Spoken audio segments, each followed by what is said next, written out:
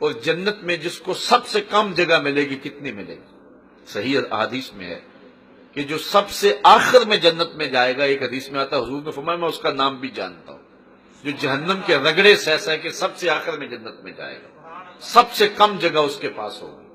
اس کے پاس کتنی جگہ ہوگی؟ اس دنیا سے، یہ جو 7 بر اعظموں پر پھیلی ہوئی دنیا ہے، اس دنیا سے 10 گنا جگہ اس کے پاس ہوگی جو سب سے آخر میں جائے گا۔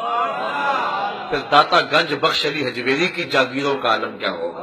خواجہ معین الدین چشتی اجمیری کی جاگیروں کا عالم کیا ہوگا؟ تو یہ اس شخص کی جگہ ہے جنت میں جو سب سے آخر میں جا رہا ہے، جہنم کے رگڑے سہ کے جا رہا ہے۔ اس دنیا سے، یہ 7 بر اعظموں میں پھیلی ہوئی کائنات سے 10 گنا زیادہ جگہ اس کو ملے گی جو سب سے آخر میں جا رہا ہے۔ اور ہم اس دنیا کو سب کچھ سمجھ بیٹھے ہیں۔ کہا بل تؤثرون الحیات الدنیا والآخرۃ خیر وابقی، یہ کوئی کہانی نہیں، یہ قرآن ہے۔ کہا کہ مت مغالطے میں رہ جانا اور ساری زندگی برباد نہ کر دینا، یہ تھوڑے سے لمحے اللہ نے ہمیں دیے ہیں، ان لمحوں کو ضائع نہ کرنا۔ حضرت امام غزالی فرماتے ایک بزرگ تھے، وہ کہتے مجھے ان الانسان لفی خسر، بے شک انسان خسارے ہے، میں اس کی سمجھ نہیں آتی تھی۔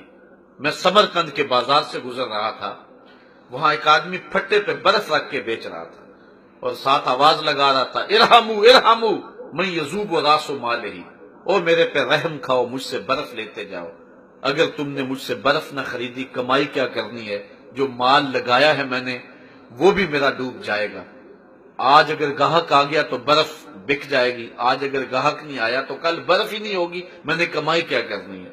تو وہ کہتے ہیں کہ جب وہ آواز لگا رہا تھا میرے قدم رک گئے، میں نے کہا کہ میرا سودا زندگی کا بھی تیری برف جیسا ہی ہے، اور اگر میں اس زندگی کے بدلے میں کوئی نیکی کما لوں تو زندگی کام آ گئی، ورنہ میری برف بھی سانس سانس کر کے پگھل رہی ہے، میری زندگی کی برف سانس سانس کر کے پگھل رہی ہے، اور میں بھی موت کے قریب ہو رہا ہوں۔ قبل اس سے کہ وہ وقت آئے کوئی حجت باقی نہ رہے، ہم اپنی زندگی کی اصلاح کر لیں، اپنی آخرت کے لیے تیاری کر لیں۔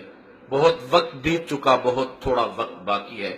میں مثال دیا کرتا ہوں، آپ لوگ اپنے اپنے وطن کو چھوڑ کے آئے ہوئے ہیں، کوئی 5 سال سے، کوئی 4 سال سے، کوئی 2 سال سے، کوئی اس سے زیادہ عرصہ بھی ہو گیا یہاں رہ رہے ہیں، 2 سال کا ویزا، 4 سال کا ویزا، 5 سال کا ویزا لے کر کے آئے ہیں۔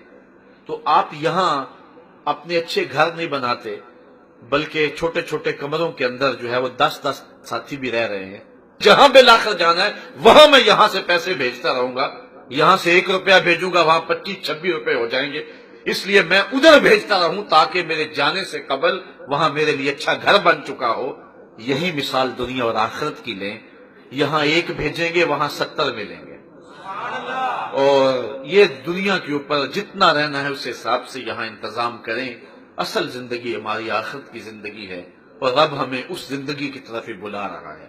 میں بل تؤثرون الحیات الدنیا والآخرۃ خیر وابقی ان ھذا لفی الصحف الاولی صحف ابراہیم و موسیٰ۔ اللہ تعالیٰ فرماتا ہے یہ جو کچھ ہم نے بیان کیا ہے یہ صرف قرآن میں نہیں ہے، حضرت ابراہیم اور حضرت موسیٰ پر جو صحیفے نازل ہوئے تھے ہم نے وہاں بھی یہ کچھ بیان کر دیا ہوا ہے۔ انسانیت کو ہم نے کبھی ہدایت سے خالی نہیں رکھا، اب ان کی مرضی کہ وہ دنیا کی بھول بھلائیوں میں کھو جائیں یا آخرت کی تیاری کر لیں۔ ہم نے ان کے سامنے بہت کچھ رکھ دیا، یہ روز اٹھتے ہوئے جنازے ہمیں کوئی پتہ دیتے ہیں، یہ پھیلے ہوئے قبرستان ہمیں کوئی پیغام دیتے ہیں، یہ روزانہ ڈوبتا ہوا سورج ہمیں کوئی پیغام دے کے جا رہا ہے، دیگر تے دن گیا محمد اوڑک نو ڈوب جانا۔ ہم نے بھی اس دنیا کو چھوڑ کر کے چلے جانا ہے، جہاں بالآخر جانا ہے وہاں کی کیا تیاری ہے میں بھی اپنے گریبان میں جھانکوں اور آپ بھی اپنے گریبان میں اتریں اور دیکھیں کہ ہم نے اس کے لیے کیا تیاری کی ہے۔ اگر کچھ کی ہے تو مبارک ہو، اگر نہیں کی ہے تو وقت ضائع نہ کریں، ایک ایک لمحہ آخرت کے لیے صرف کر دیں۔ یہ دنیا کے معاملے دنیا کے ساتھ ہی ہیں، کاروبار رزق کے معاملے چلتے رہیں گے۔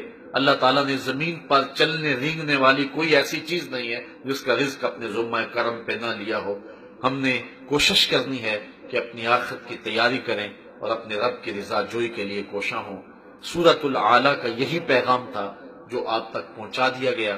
اللہ تعالیٰ جل شانہ ہمیں کتاب رحمت سے جڑنے کی توفیق نصیب فرمائے۔